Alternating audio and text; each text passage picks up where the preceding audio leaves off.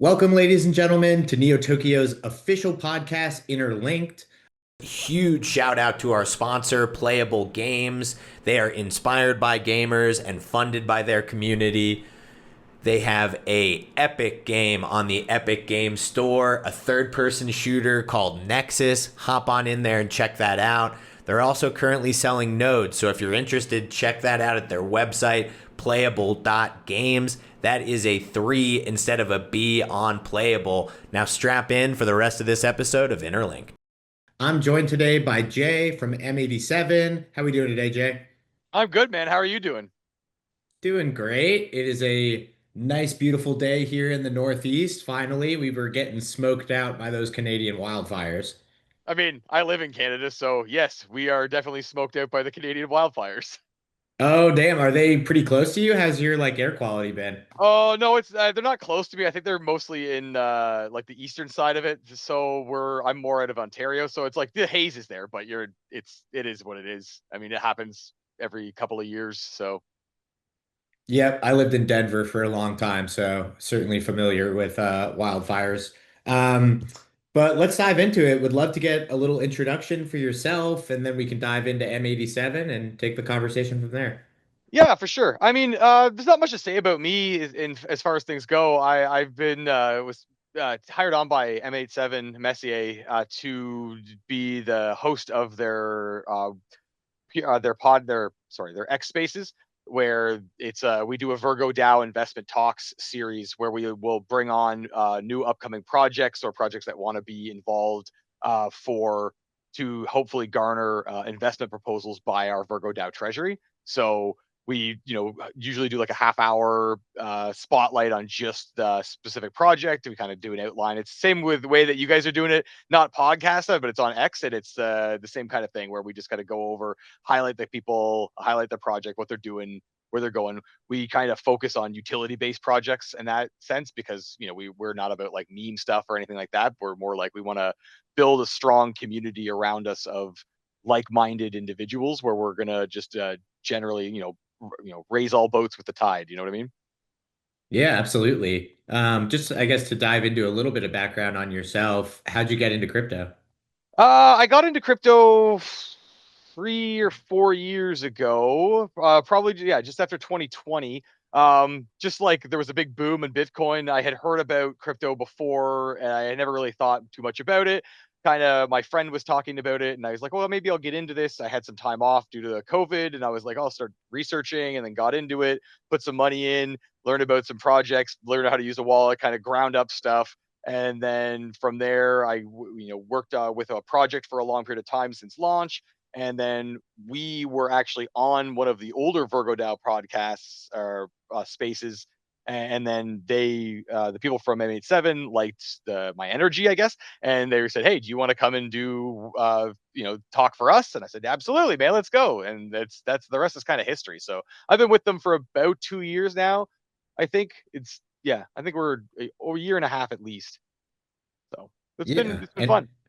And had you sort of broken into your public speaking career in the crypto forum, or did you have some experience with that going in?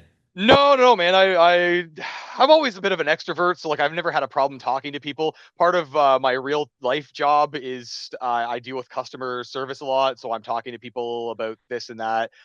We do partly sales and things like that, so I kind of have the ability to explain to people and talk to people about things just in general about what's going on.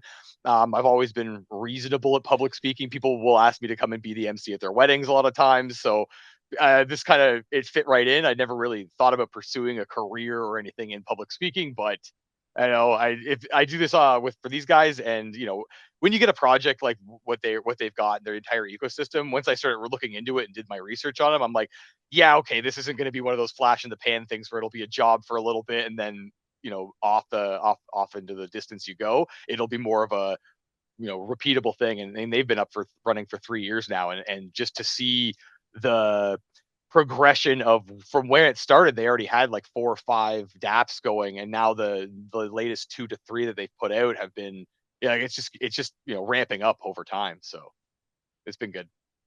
Yeah, and I love that aspect of crypto. It's part of the things that I find the most attractive is, in a lot of ways, it's like the Wild West. Like you get these towns that, okay, who's got some blacksmithing skills? Congratulations, you're the blacksmith of the town now. So I find that it's like a really good place to be able to like, if you want to work in crypto, and this I guess is for the audience, if you can do what you say, show up on time, and have some amount of talent in that, like you can pretty much create your career in crypto. Like even just the first two, I would say, are the most important. Like we are plagued by like unreliable people in this space. And when it's anon or semi-anon, like people are really defined by like what they're willing to put in. So that's one of my favorite things about this space. Yeah, no, I completely agree with you. The thing is like I have no background in coding. I have no like I know how to use a computer. I've been in and around them like my most of my life, but like it's never I'm not a tech background guy. I don't know. I learned about blockchain from watching YouTube videos about blockchain. I learned about how like I to set up my first MetaMask wallet. Like had to go through tutorials and learn it all from the ground up. And so I've gotten into there and understood how do I run and go through Etherscan to check token transactions and how that works, and just build from there, right? So it's the more you do it, and if you're interested in it and you like it, I would 100% say like, yeah, it's very easy to do, and there's a plethora of organizations and legitimate projects that are all looking for people, especially we find a lot of times that if the companies or the projects are from like a foreign country, because as it goes, like there's a very large, English speaking population, and a lot of these crypto talks and X and stuff, it's all basically in English. So if you're able to bridge that language barrier from a project who doesn't necessarily have English as their first language and come on to talk in front of an audience and be confident enough about it to do that, then there's right there. That's basically what I'm doing. So Oh, I love it. And yeah, I do something very similar for Neo Tokyo, and that's how me and my co-host ended up meeting and then leading to this podcast as well. So certainly like a little bit of work and some drive to get there is all you really need. But I'd love to dive in next to Messier M87. Like, let's take it from the perspective of someone who knows nothing. Like, what do you guys do? Where's your place in the space? yeah, so yeah, as I said, Messier started like I think over 3 years ago now. The idea was to build a fully automated, community-owned Web3 ecosystem, and what they did is they made it up of decentralized applications, all contributing to the strength and value of the token itself. So the hub, the nexus of, if you will, of it is the Virgo DAO. It is our decentralized autonomous organization. It manages all of the proposals, investments, and rewards. It's all done through smart contracts, so there's no middleman there. What we have basically is a system set up by which anybody who buys the token can stake it. The top 87 people or wallets that own staking of whatever amount of it is. I think it was 87 million at one point, but now it's just the top 87. They're the like the board, I guess, and they're the ones who are able to submit proposals for investment, or if they want to change something with the system or how the community or the project is working. They are able to submit proposals, and then multiple people on that top 87, we call them our Poway members. They have to all sign off on it. I think it needs 2 extra signatures, and then once that's approved, it goes to the community to vote. So anybody who has any amount of tokens and has them staked within the Virgo DAO treasury um, gets a vote. It doesn't matter if you have 1 token or 1,000 or 1 million or 10 million, you get a vote. And the community is able to vote on whether or not they want the proposals to go through. And if they go through, for example, mainly it's for investment proposals. So, like, say we are take the Neo Tokyo one, Bytes, right? So, if you wanted to come on and there was a proposal that said, "Hey, we want to invest 8.7 ETH in the Bytes token," and then the community approves it, then the smart contract goes into effect. It will use the treasury funds to buy off the market those tokens, and then from that you get a distribution. So, like all of the stakers. Collectively share 12.13% of the proceeds after every successful investment. thereby distributing the token across all of our holders, which is really good for a lot of projects because they are able to increase their holder count. And because it's held within the treasury and through the wallets, it's generally speaking not going to be sold because it's an investment proposal, right?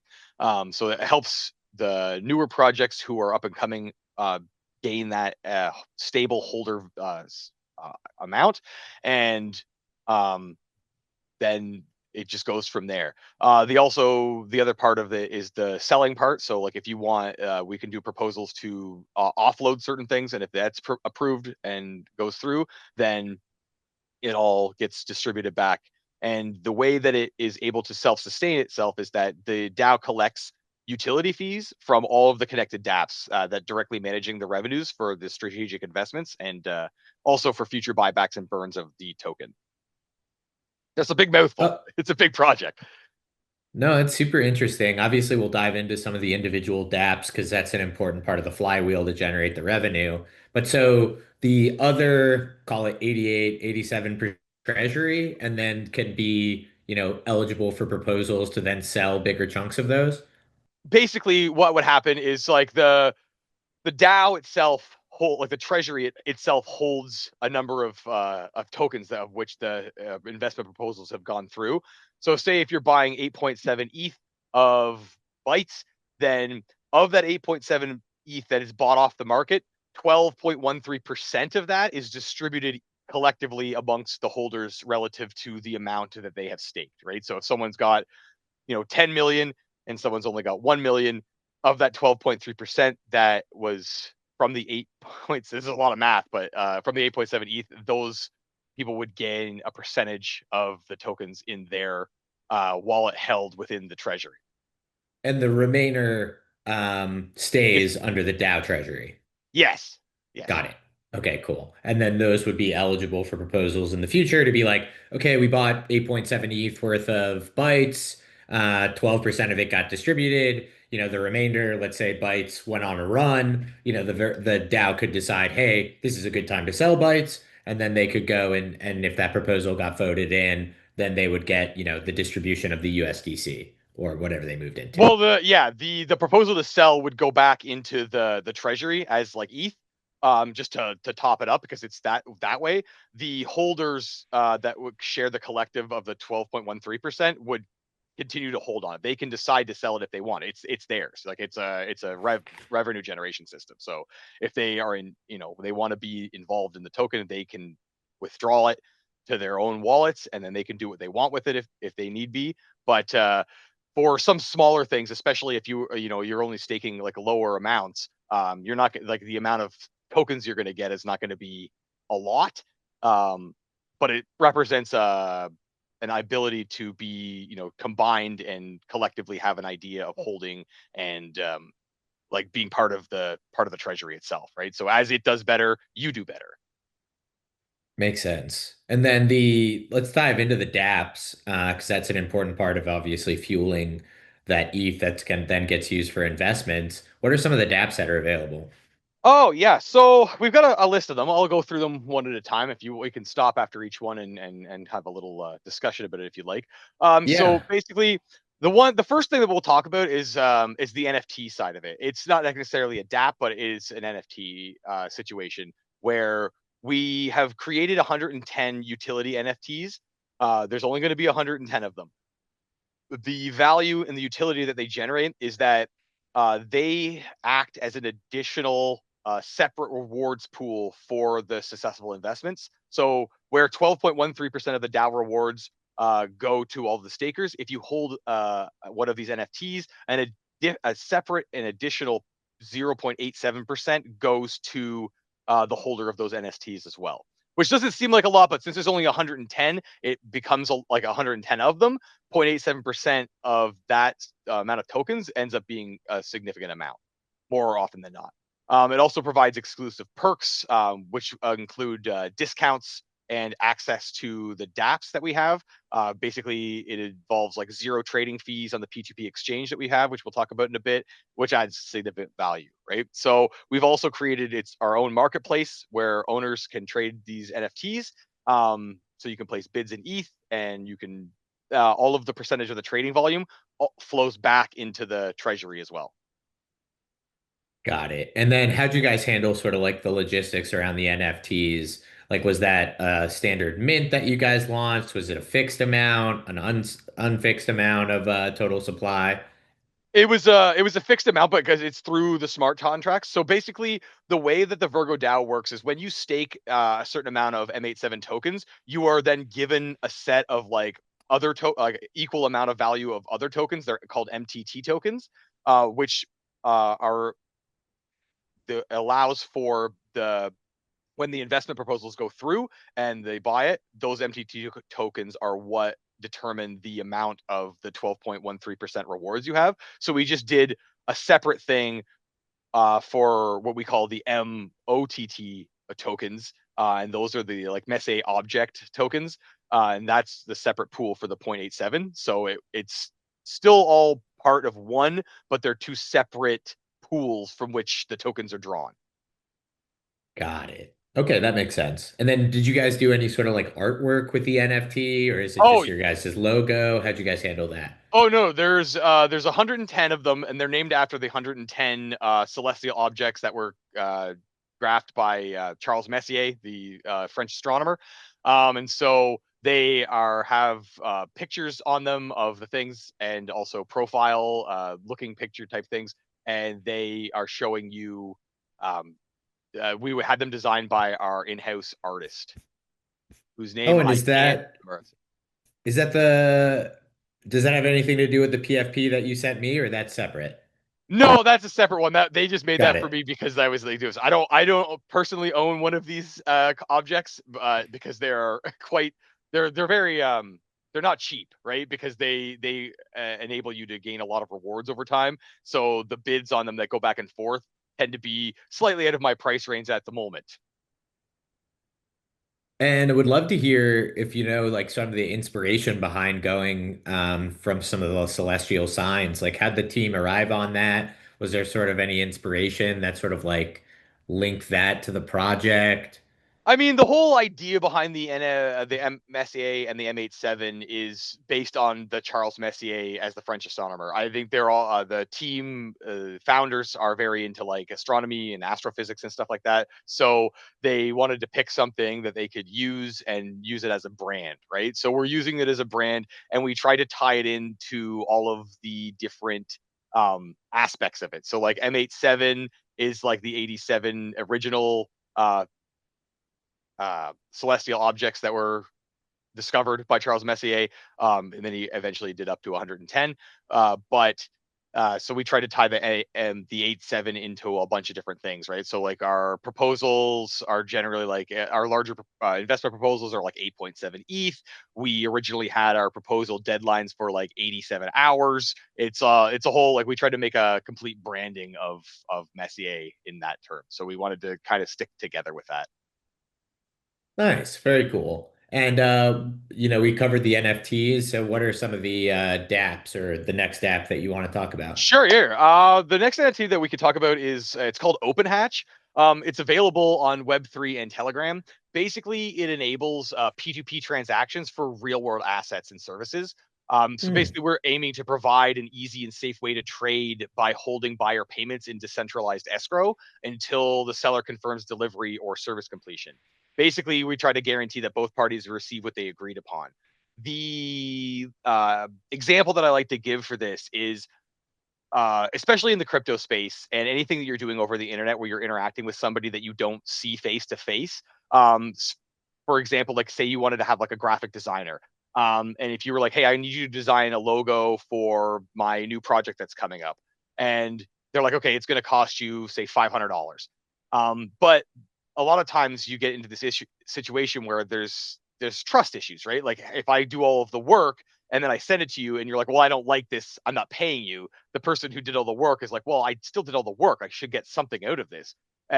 Using this Open Hatch app, you can set specific goal dates and you could hold the money in the escrow. So like the buyer will put in the amount and have it locked for until certain stretch goals, I guess, are completed. So, like, say, once the first draft is completed and you send it to me, then like $100 of that $500 is reached, and then second draft another $100, and then final draft the rest Hmm. of it if you're pleased with it. It allows for like it's basically an online decentralized escrow service. So you have to worry, but we hold it, and then it's released, and we have like an arbitration system if there's ever issues between yes or no. We have adjudicators that can mitigate between two parties if there's ever been an issue in terms of like saying I didn't get what I paid for, or I paid for something and didn't get it, kind of thing. So if everything goes smoothly, the transaction's kind of based upon both like teams giving the thumbs up. And Yeah. if there's a thumbs up, thumbs down situation, then you bring in these adjudicators to verify. Yes, if there ever becomes an issue, then we adjudicate it for them, and then we try to meet out fairly what's going on. So that sounds like a very flexible platform. So, I mean, you could do that for pretty much any sort of like service or work essentially, as long as Yeah, I it's mean, you could do verifiable. it absolutely. I mean, like, you could use it for essentially anything that you want, because you're dealing with real world assets, and services. So it doesn't have to just be services. It could be, I mean, theoretically, you could use it to buy a house if you wanted to. Like, just how houses or certain things are held in escrow until certain conditions are met, you can do that as well, right? You could say, I wanted to buy a house with this person who lives in another country. I don't need to go through a realtor or whatever. I can say, look, I have the amount, I own this, here's the deed, and when you fulfill these conditions, this deed gets pushed to you. Or we can give you a thing. The idea, I think, as you probably know, like with the advent of NFTs, like a couple of years ago, the idea was that I believe one of the starting points of it was for like artists to maintain, um, like to get paid through over time, right? If you create a piece of digital art or even a piece of physical art and you sell it to a gallery and they sell it on commission for you and you get say $500, but then the person who buys it then turns it around and sells it for 1,000, and then that person sells it for 2,000, and that person sells it for like 1,000,000. Then you're like, man, what is going on here? Like, shouldn't the artist have some say or get some sort of benefit and reward over time if their like piece of art is changing hands over and over again just for more money? It seems like it would be a way for them to like it'd be more fair for the artists themselves. That being said, the idea was for these NFTs to be able to expand in utility for basically anything, right? You could use it for like medical records because they're non-fungible. You could use it for a bunch of different things. So like a house deed or something like that, because it only goes to that one house. So this is an adapt that's available to utilize the transactions for real world assets as well as services. Got it. And what have been some of the like top use cases on the platform, like once it's gone live? Like what are most of the people using it for? Honestly, I couldn't tell you off the top of my house, or top of my head. We had a video that was, we did one that was for painting a house, right? You painted the living room green, 3-hour job, including paint and labor. And then we set milestones like painting a house successfully released. And once it's been approved, then they get the money for it. But because this is like we are not directly involved in seeing what's going on between the two because it's a trustless. It's for between two parties, right? It's not we're facilitating the transactions as opposed to like directly monitoring them. So I'm not 100% sure about what it would be involved. Unless Got there was it. like an adjudicating, unless there was a problem, right? In which case you'd have to be like, okay, well, I'm not an adjudicator, so I don't know what would be involved in that. But at the same time, it would, they'd have to obviously take a look at what was going on and see how we can meet out the problem. And then is it a flat fee to use the service? How does the DApp generate revenue? Yeah, we take, I think it's a percentage. It's a small percentage. It might be 0.87% of the service transaction volume. So it's like if you say it's, $100, we're taking 87 cents out of that. Got it. Okay, that makes sense. And any idea on like what kind of like volume is being generated through this or like how much like revenue, how many people are Um, using the platform? I can see if I can pull it up and see if they have any stuff about that, but I'm not 100% sure on that aspect, my friend. Ah, Because you no need to connect your problem. wallet to do it. The stuff that we maybe hold metrics for is more on our bigger ones that we've just got, our P2P exchange, which we launched in November. And so, but I would like to get into that at some point. We can go through the other ones first. A lot of these I will also just be completely forthwith with you, is that when I joined onto this team, the first like four, as I said, the Open Hatch, the Horizon, and the Ad Astra were just the first. They had already been existed and launched, and the NFTs as well. So I came into that learning about it, and the other ones that we've since had, I've been around since the get go. So I have way more of an understanding of those ones than the first several. Got it. So maybe we jump into the next app. Yeah, sure, man. The next one is called Horizon. It's the first ZK, first compliant ZK snark and anonymization service on Web3 and Telegram. It provides full anonymity for untraceable token transfers without needing a wallet connection. So it operates within government-approved frameworks. It becomes perfect. It's perfect for projects, KOLs, and like whales who want private yet fully compliant transactions. The idea is that you can, yeah, it's without you having to use a wallet if you want to pay like a KOL, or if you're a whale who wants to move tokens without affecting certain charts and stuff. We enable you to do that. And if it has to be, because if you want to pay a KOL, you find a lot of issues where and at least in my side of things, having worked for several different projects, you get a lot of these people, rightfully so. I mean, because blockchain is transparent.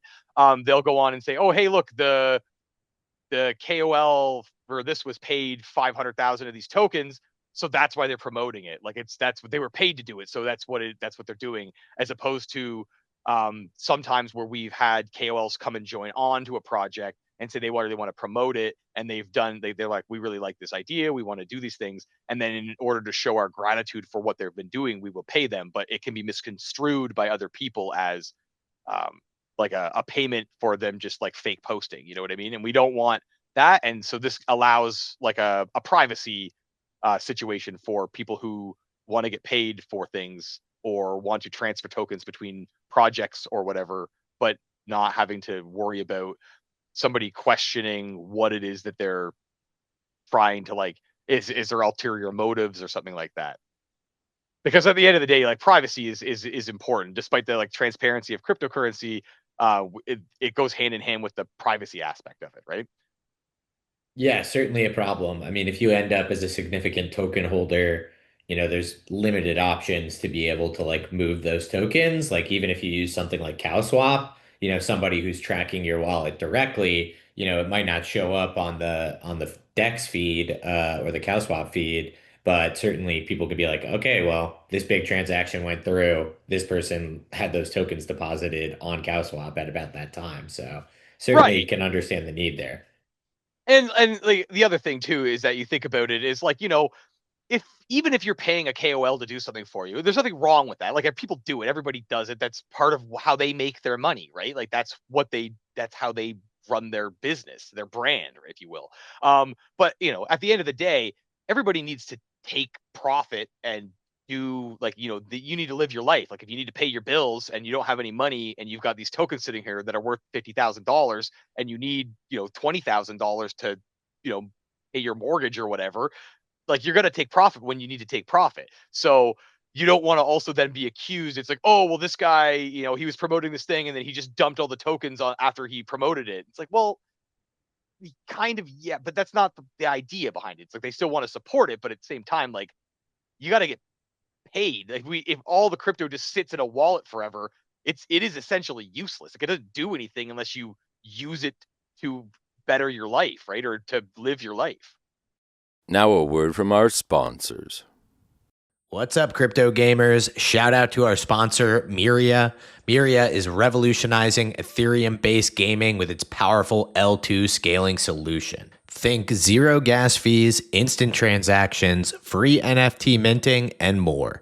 Myria offers a suite of tools that are tailor-built for game development, including game-specific SDKs, a spec'd-out marketplace, Web3 spiked leaderboards, new AI super tools, and more. All this fueled by a fleet of player-run nodes that are a breeze to operate and pump out daily rewards for supporting the ecosystem. Plus, check out Meta Rush, the Battle Royale obstacle runner by Myria Studios, dropping very, very soon. And now back to your regularly scheduled program.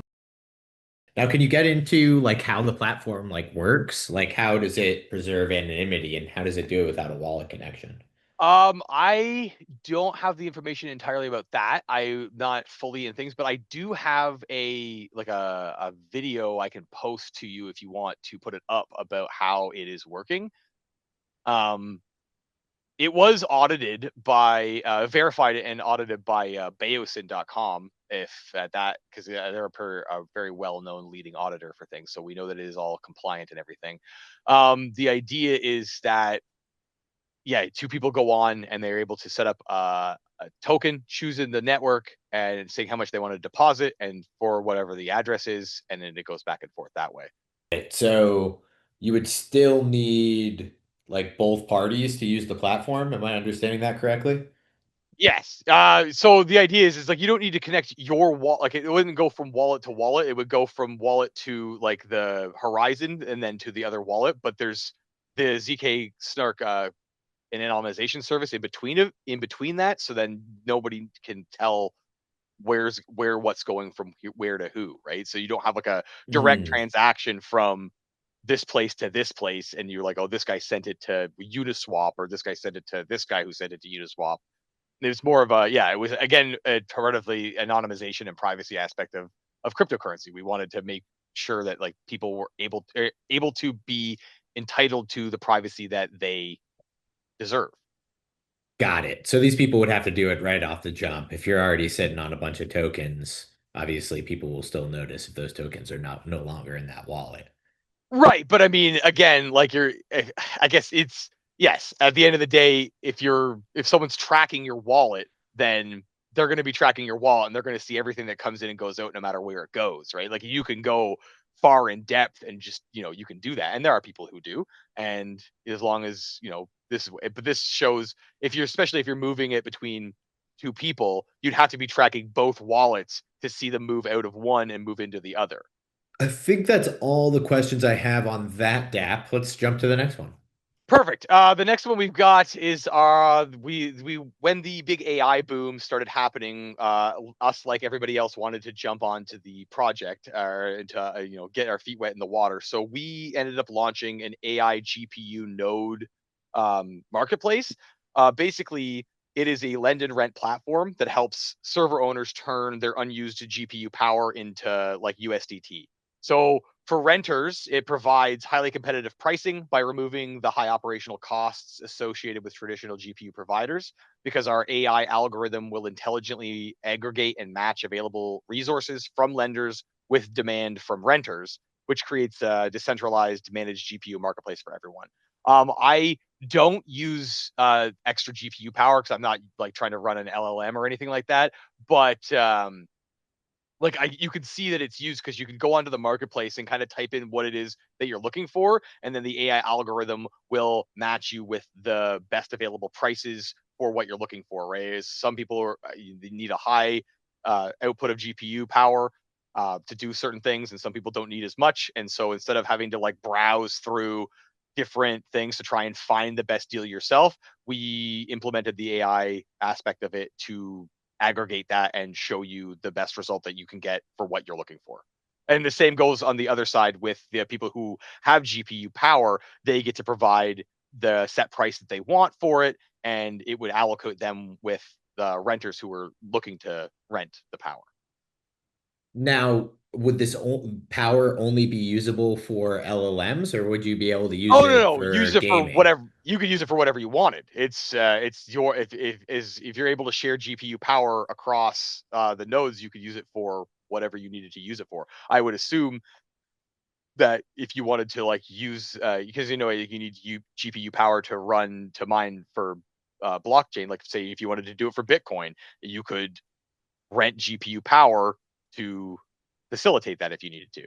Yeah, plus like for gaming, I would be very interested. Obviously at Neo Tokyo, we focus a lot on video games. So I'm so busy with like work, like I'm only playing these super intensive, really GPU hungry games every once in a while. So if I wanted to have a cyberpunk weekend and instead of having to need like a 50 series card, being able to like rent that on a meter could be really attractive. Yeah, I'm not 100% sure how that would work. Maybe I'm wrong, but I mean, if you're renting GPU power, usually you're using it to run things like it's not going to be from your own PC, right? You'll be utilizing it to enact uh like a protocol that you're trying to run that you need extra power for that you can like share out over like it doesn't matter if it's being done on your PC. The Some of my background is in biology, and when we were doing protein folding for biochemistry, Hmm. um, the computer that we had, like the servers that we had to use it to utilize the massive processing power to enact these like protein folds, schematics. Um, if the server was unable to handle the load, or if the load for the server say, okay, we're going to try and say enact a hemoglobin fold protein fold to try and figure out how it's gonna affect if we add this medication to it or something. The server would say it's this much to run the model. It's going to take say 3 days. But if we wanted it done faster, we could outsource the GPU power to another server, and it would cut the time down, say like in half, if you had it the same amount of GPU power. So if you wanted to pay a little bit more, you could rent the GPU power for different servers to complete your protocol faster, which is a lot of things Hmm. that people are using like for LLMs and stuff. Like if you're a brand new startup company who wants to release their own AI like language learning model, and you only have a little bit of server power, and you don't have the ability to run or to like buy or the space to like hold massive servers to run the protocols in order to train the AI model, you could rent the power from here to train the AI model that way, to get it to where you need to be, and then you can you're it's helping you to get closer to like maybe releasing it or figuring out what you need to train it further on. You know what I mean? Got it. Okay, I think that makes sense for that DApp. Hit me Cool. with the next one.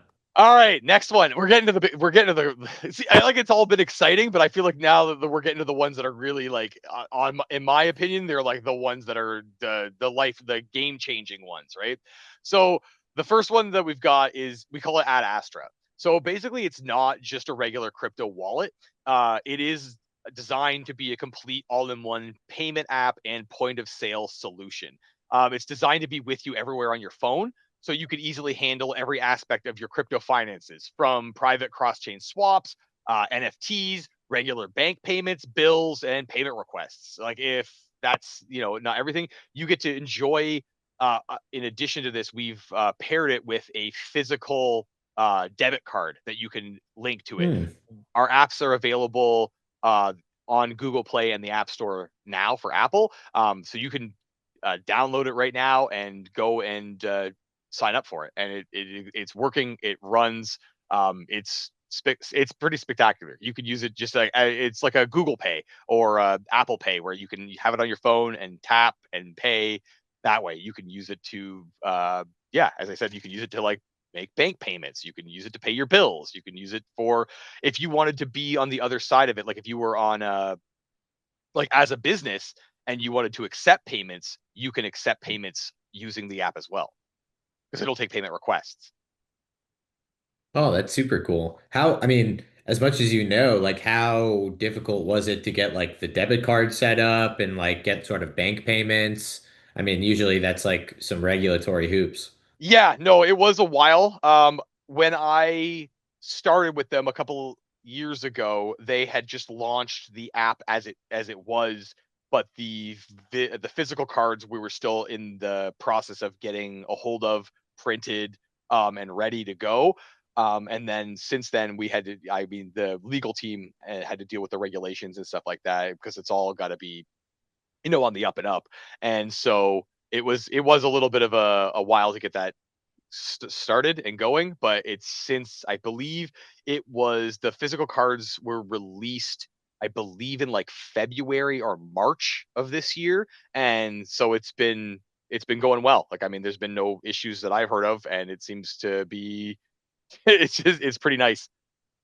Yeah, it's super cool. And I know you guys have more DApps, so let's continue to run All through them. right. All right, let's go to the big one. The big one that we did, we launched it in November of last year. And it was basically the like a bare bones structure of it.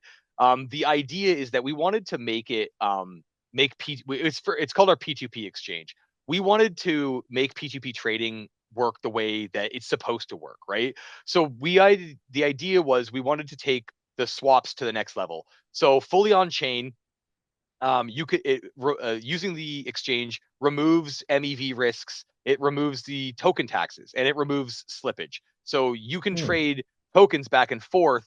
It doesn't affect the wallet because it's just between two people, right? It's peer to peer. So when you're trading peer to peer through this way, you don't get hit with the buy and sell token taxes of the currencies, and you don't have to worry about slippage because it's the set price that it is to go back and forth. So basically, the idea is that we wanted to make it so that you were in full control of all of your trades, right? So you get to create your own orders at a set price. You can trade at live market rates, or if you wanted to trade above or below market rate, you can do that too. You can choose to have your orders filled entirely by a single buyer if you wanted to do it all in one massive transaction, or if you wanted to get them filled faster, you can change it to be filled by multiple buyers because we have a multi-swap execution function. Um, we also have leverage stacked peer-to-peer pools now, which basically they combine smaller orders to create larger ones, which attracts whale buyers and ensures that your order gets filled. And then we also have recently released vesting swaps as well, locked or linear, for strategic Hmm. token releases. So it's like ideal for projects offering discounts to attract new long-term holders without immediate sell pressure. I mean, yeah, going back in the day, I don't know if this is still a thing because I haven't been involved in the back end of a lot of like new crypto projects in a while because this takes up a lot of my time. But before, when token was launching, if you had a KOL on board, you would be able to say, okay, we're going to give you like, say 50,000 tokens of this thing, but it's going to be locked for 6 months. And then if they'd signed on, okay, good. And then you'd have it the way that it worked. Using the P2 swaps, you can still do stuff like that. You can have it locked for like a certain period of time, or you can have it a linear release. So you can say, okay, your 50,000 tokens every month, you get 10,000 tokens released to you. We have that set up as well. So that's pretty good. So it attracts the long-term holders without the immediate sell pressure. Also, we have the ability to conduct specially discounted private OTC deals between two parties. It allows you to do that, which keeps them off the public marketplace, which is kind of like the Horizon thing. So that's pretty part and parcel of this.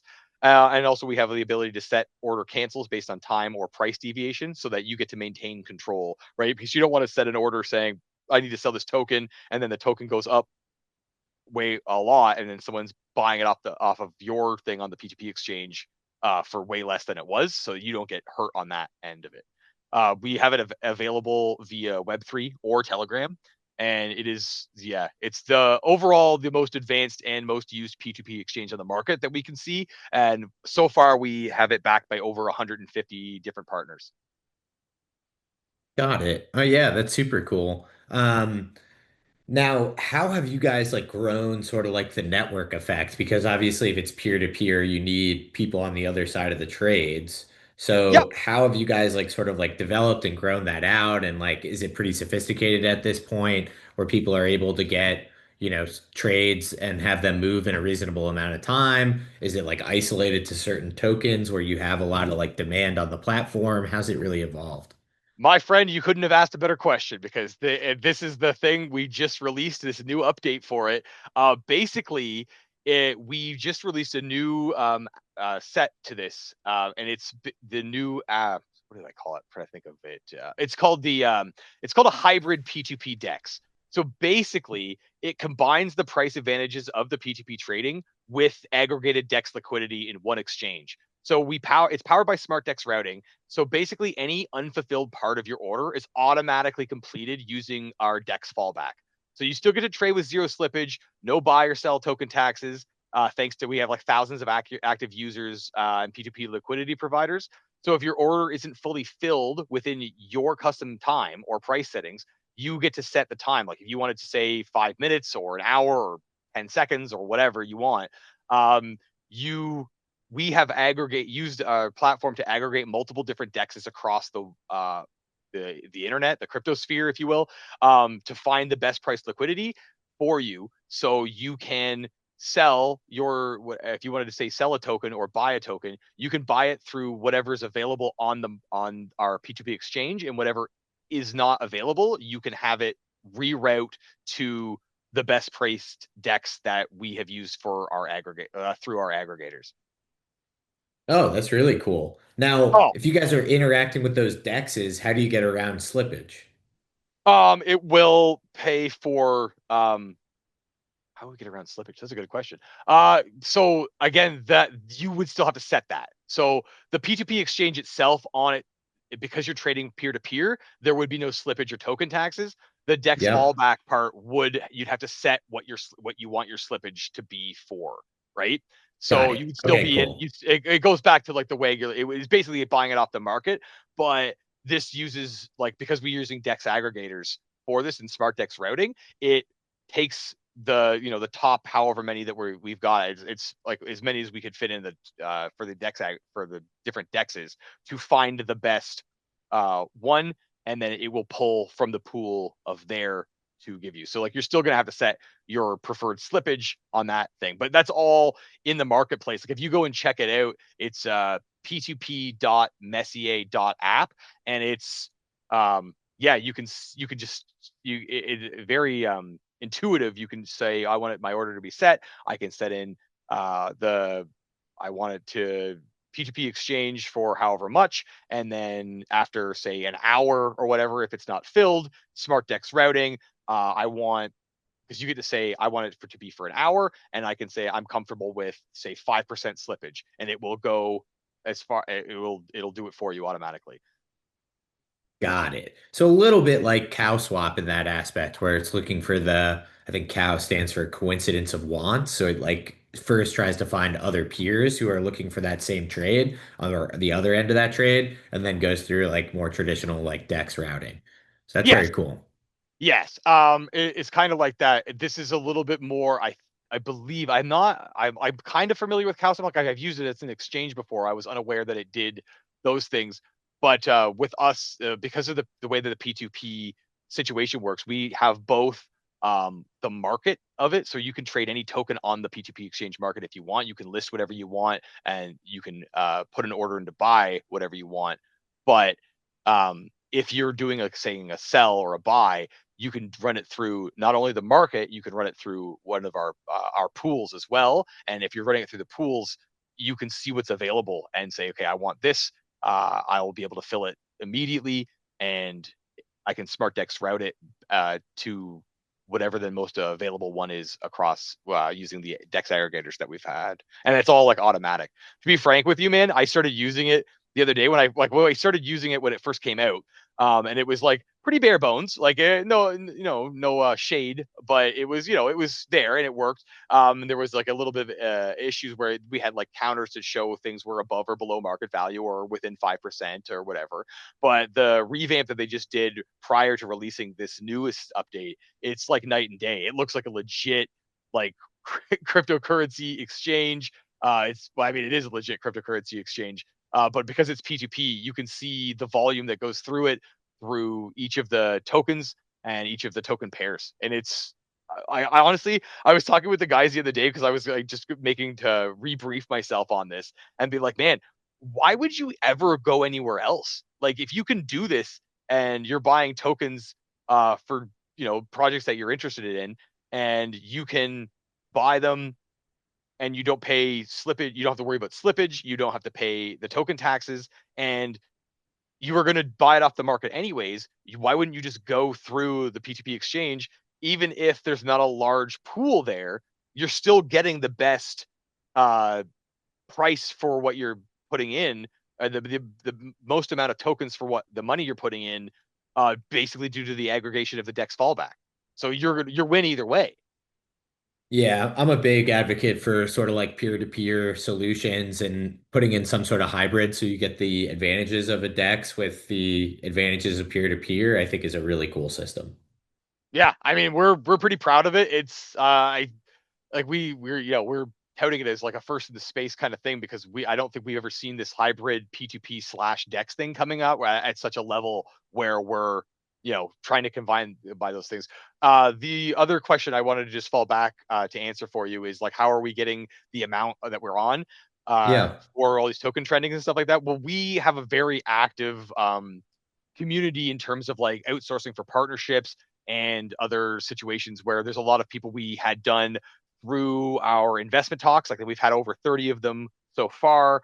We're running that and we're getting partnership opportunities all the time. We're reaching out to projects and saying like, hey, for a project to put it on the thing, like we don't charge like a fee to put you on here. You can just put it on. Say if you are a new project and you want to offer first time buyers like a discount, you're able to put it on the market on our P2P exchange at like say a 5% below market rate, and they can buy it up. That starts the liquidity for the pool. Or if you wanted to start your own pool, you could fund the liquidity that you're going to do that way instead of doing it through like a Uniswap or whatever. You could just do it through us, and you're gaining that advantage that way. Well, I appreciate you circling back to that. Now we're at about 5 minutes till the end of time. So are there any other DApps that we didn't get to cover? And then I Yeah, kind of my have some friend. holistic questions. Sure, So I'll maybe go quick. rip through those real quick. Absolutely. The last one, which we just recently launched, it's our most recent one. It's called the Innovators Hub. Basically, the product was there's a lot of people that have like really good ideas in crypto, and they think that this is a really good idea. We can make a lot of money on this, but they don't have like the expertise or the know how to like start it right to get it done. So basically, we created this like basically a kind of an incubator type thing where it turns our top voted community ideas into real Web3 products. So each quarter, we select one idea from the proposals and we'll build it. And then the original proposer earns 30% of all future revenue, and then the remaining 70% flows back into the Messier ecosystem. We just finished the first round one of it. I believe there was 11 proposals submitted, and there are 6 that made it past the first round. And so right Mm. now, it's the voting is gasless for all of our stakers. So you have to have a certain amount of tokens, and then you stake it. And then once you've had that done, then you're able to submit your idea to the Innovator Hub. And then once a quarter, the ideas are combed through by the team, and then they take the ones that are viable, and then they put those to the community to vote on. So the voting is gasless, so you don't have to pay for the voting. And whichever one gets selected, we're going to build. And then whatever revenue gets generated from that, the person who proposed it gets 30% of that. And then the rest goes back into the Messier ecosystem. So it's win for us, win for you guys, because that seems pretty good. I'm really excited to see which of the projects goes through, because I think we have another 48 hours, I think, before the voting closes. So it'll Oh, be that's cool to see very which one. cool. Yeah, it's very I exciting. definitely like that idea. And then I assume the platform gets some of the upside. Well, that's what I mean. If So like, yeah, the platform gets 70% of the revenue generated from the DApp that we got it. built. So like the all you really need to do is proposal. So if you're an idea guy gets 30%, you do zero more work and you just get that. But then because we're taking the time to invest and build the DApp, we obviously expect something back. So we figured the 70-30 is pretty reasonable. As all you have to do is submit an idea, we do all of the work, and you just earn the profits. Yeah, that's great. I mean, I might end up putting some proposals on there myself because I end up having much more ideas than I have time. Mm-hmm. As a bit of a marker as we wrap up here for like the success of the platform, you guys obviously have a bunch of different revenue generating dApps. So I know they all flow back into the treasury. So how often are you guys sort of getting this, I believe you said 8 point something ETH in order to then have that voted on for like an investment? How often is that happening? It's fairly reasonable. Let me just pull up the. Hold on, let me just pull up this thing for you because we just have proposals that are going through. They get voted on, approved, not approved. Hold on here. Oh, apologies for the delay. I had this up and then I closed it because I was like, oh, we're done here. We don't need to worry about this anymore. Um, 1 second here. So we'll launch the Virgo DAO Treasury. app, and we currently have 0.82 ETH in it.